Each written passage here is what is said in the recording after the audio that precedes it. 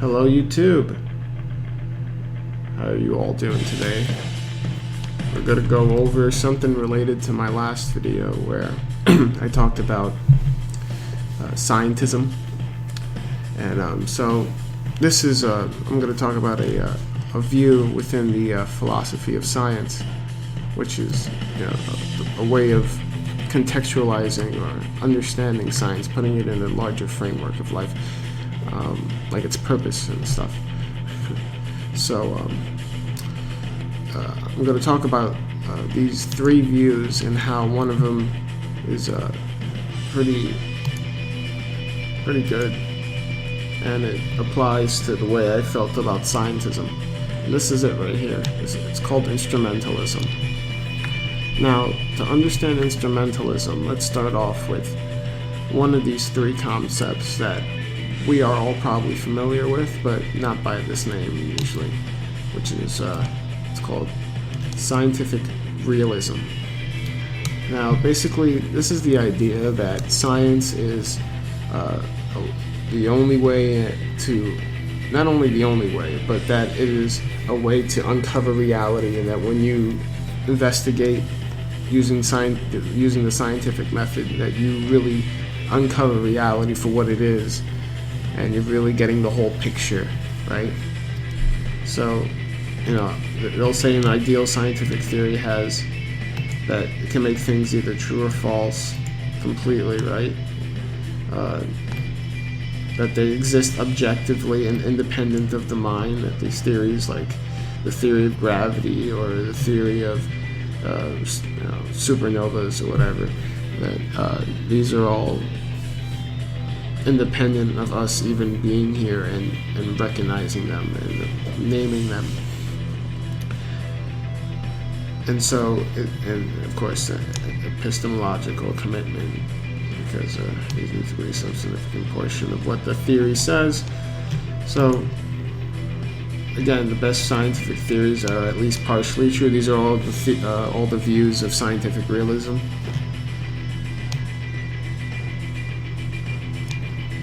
Right? How much it can predict? Approximately, at the least, approximately true.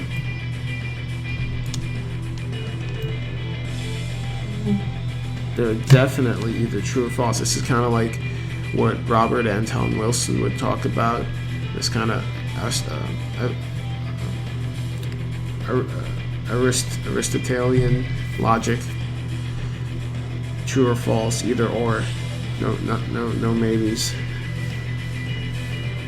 So I think this pretty much gives us an idea of what scientific realism is. It's just the view that science uncovers what reality is really like, and it gives us a whole picture.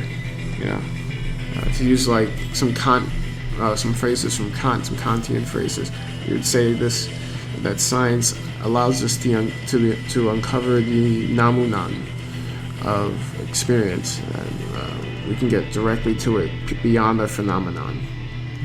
So, a view that's usually contrasted with this, but not taken by many people, is something called anti-realism, or at least that's what it's called in analytic philosophy. It may have other names in other like continental philosophers may call it something else. Maybe someone could see this as like a kind of idealism would be one thing, but maybe I'd say something like post-structuralism, for instance, where the whole world's made up language, so to speak, in some sense. Maybe a little wrong about that, but anti-realism describes any position involving either the denial of an objective reality or the denial of the verification transcendent statements are either true or false. So this is basically like, there's no objective world, and we have no idea how to even come to the fact that we know what something is, or if it's not something. Like, we just have no idea. And you can see both these views, the scientific realism and the anti-realism, are really, really extreme, right? It's always good to find some balances. part of scientism, now I'm referring back to my last video, part of scientism's problem is that it's an extreme view. So science is the only way. So basically, a person who's committing scientism would have this kind of worldview, right? Now, but here's the problem, though, and this is what makes scientism so rampant. Even though, on the face of it, when you ask people, they'll say they're not, but their behavior tells you otherwise. It really is that they are suffering from what philosophers or what logicians call a false economy or a false dilemma. Basically, they feel that scientific realism if you don't accept scientific realism, they believe that the only position you can take is anti-realism. And you see, that's what keeps most of them in this camp over here in scientific realism, because they say to themselves, oh, whoa, I know there's a world out there, I'm not going to even come to that conclusion, right? So, again, you can see why they would be averse to this. Especially, there are very few philosophers who take this idea as part of their argument. Look, in the philosophy of science, anti-realism applies chiefly to claims about the non-reality of unobservable entities such as electrons or genes, which are not detectable with human senses. For a brief discussion comparing such anti-realism to its opposite, realism, see Oshaka 2002, right? And I'm hacking. So here, and they talk about instrumentalism. So let's segue into that. So now we can see that the scientific realists or the scientismists are committing or are stuck in a false dilemma where they feel that the only other position they can take besides their own is anti-realism. So one prominent position in the philosophy of science is instrumentalism, which is not a non-realist position. I see. Non-realism takes a purely agnostic view towards the existence of unobservable entities. Unobservable entity X serves simply as an instrument to aid in the success of theory Y.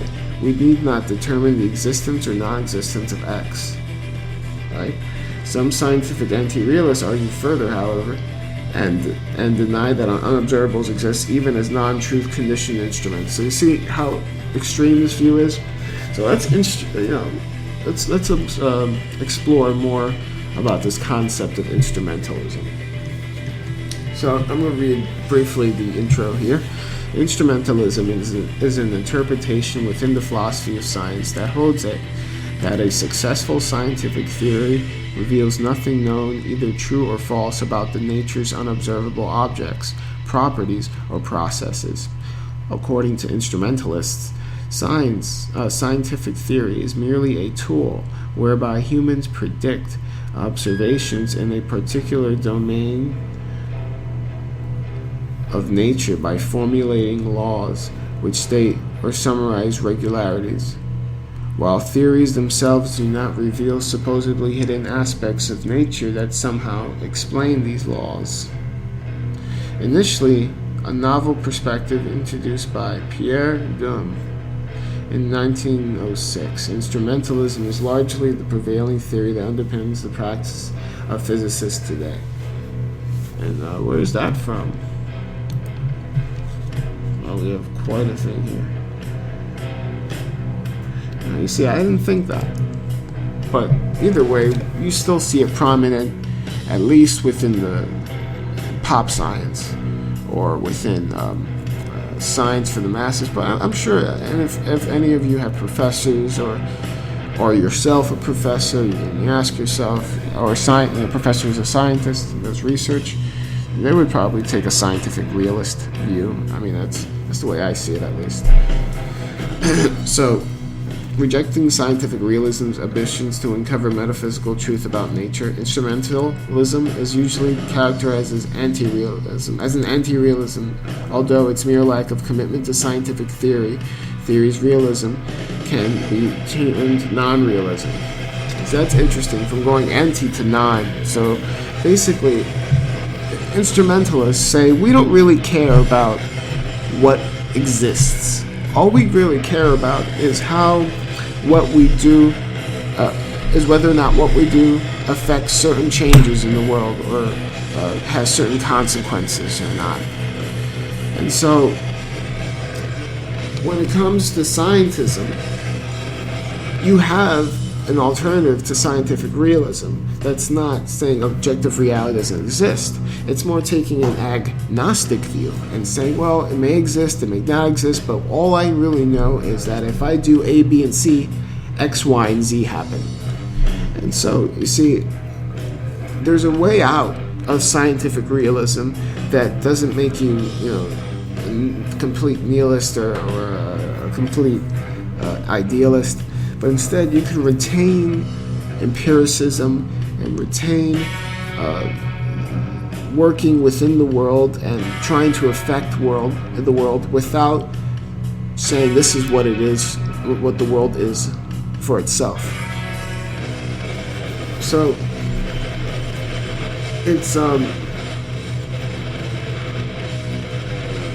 it's really, I think, an interesting view that can help people get out of scientism by taking an instrumentalist view, a view of instrumentalism. Because,